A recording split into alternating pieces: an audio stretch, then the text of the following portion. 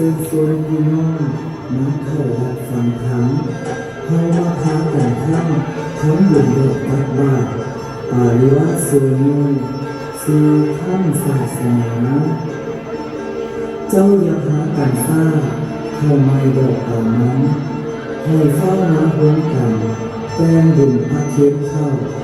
เสริญเข้ามาโฮมเข้าอย่าพากันดอกทีประเพณีตั้งแต่กี้เฮาได้รักษาตลอดเดือน1 กุมจนถึงเดือน12อย่าได้ไหลลืมของพ่อแม่เฮาบ่เคยทิ้งเอาความดีเป็นลิ่มสลักใจไว้คงทีสามัคคียึดไว้อย่าไหลถิ่มเหตุของพี่น้องเอ้ย